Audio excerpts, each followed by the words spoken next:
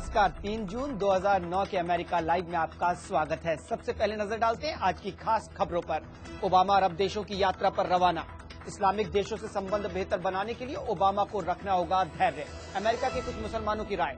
लश्कर तैयबा के हाफिज मोहम्मद की रिहाई गलत कदम, अमेरिकी विदेश नीति विशेषज्ञ का कहना। वॉशिंगटन डीसी से मैं हूं वॉइस ऑफ अमेरिका का दीपक डोभाल। अब खबरें विस्तार से। इस्लामिक देशों से संबंध सुधारने के मकसद से राष्ट्रपति ओबामा अरब देशों की यात्रा पर निकल चुके हैं।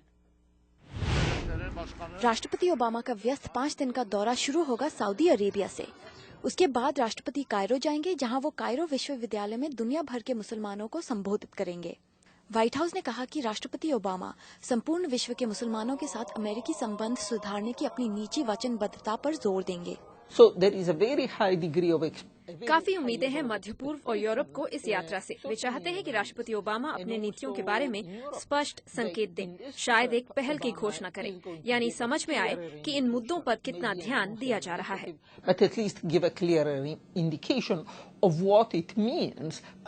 इजिप्ट के बाद राष्ट्रपति ओबामा जर्मनी और फ्रांस में भी रुकेंगे। माना जा रहा है कि राष्ट्रपति ओबामा इस दौरे में इजरायल और फिलिस्तीनी संघर्ष पर भी बात करेंगे। Shanali Sen, voice of America. कल ओबामा इजिप्ट की राजधानी कायरो से दुनिया भर के मुसलमानों को संबोधित करेंगे। अमेरिका में रह रहे कई मुसलमानों का कहना है कि इस्लामिक देशों को ओबामा की पहल के प्रति लचीला रुख अपनाना चाहिए।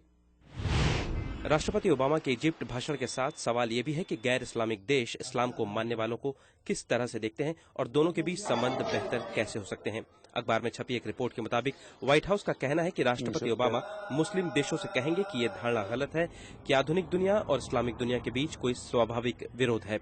रबाई केनेथ कोहेन यहूदी समुदाय के धर्मगुरु हैं और अमेरिकन यूनिवर्सिटी के स्पिरिचुअलिटी लाइफ सेंटर के कार्यकारी निदेशक भी हैं। रबाई कोहेन का मानना है कि दुनिया में इस्लाम को मानने वालों की संख्या बहुत बड़ी है और सभी को एक ही नजरिए से नहीं देखना चाहिए। अमेरिका की कई तरीकों से मुसलमानों के साथ सहानुभूति रही है, जैसे बोस्निया और कोसोवो में मुसलमानों का साथ देते हुए अमेरिकी सैनिकों ने जान दी। मैं आशा करता हूं कि अगर एक हाथ में पश्चिमी देश है और दूसरे में इस्लामिक दुनिया और दोनों में तनाव है तो इसे बेहतर किया जा सकता है। मोहम्मद परियावी मुस्लिम कम्युनिटी स्कूल के हेडमास्टर हैं। परियावी ये तो मानते हैं कि इससे इस्लामिक और गैर इस्लामिक दुनिया के बीच संबंध बेहतर होंगे, लेकिन ये भी कहते हैं कि इस्लामिक जगत को भी लचीला रुख अपनाना होगा। राष्ट्रपति ओबामा को और धैर्य रखना होगा, क्योंकि मुस्लिम समुदाय बहुत व्यापक है और अलग अलग जगह के अलग अलग विचार हैं। यहाँ तक कि एक आदमी से दूसरे आदमी के भी विचार अलग हैं, तो उन्हें धैर्य रखना होगा, लेकिन साथ ही मुसलमानों को भी शामिल होना होगा। Muslims at large. At the same time, the Muslims need to open up. Amit Shrivastava, voice of America, Washington DC. इस खबर को आप विस्तार से हमारी वेबसाइट www.voasamaachar.com पर देख सकते हैं।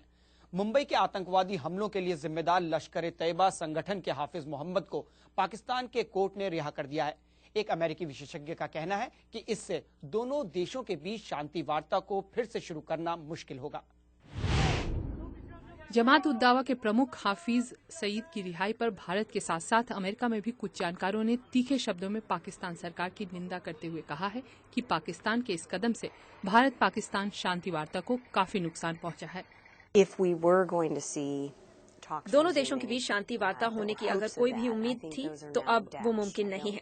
लेकिन उससे भी बड़ी बात यह है कि अगर अब भारत में फिर कोई हमला होता है और अगर उसमें पाकिस्तान के आतंकवादियों का हाथ होने का पता चलता है, तो बहुत ही मुश्किल है ये कह पाना कि भारत ऐसे में कोई कार्रवाई नहीं करेगा।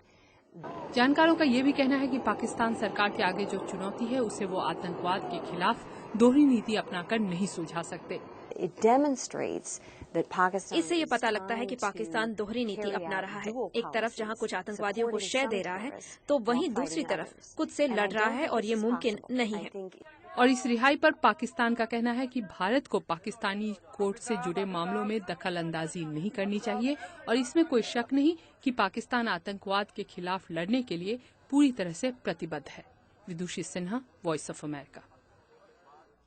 अमेरिका लाइव आपको कैसा लगा और इसे हम कैसे बेहतर बना सकते हैं? अगर इस बारे में आपकी कोई राय है तो हमें लिख भेजिए। हमारा ईमेल एड्रेस है americalive@voanews.com।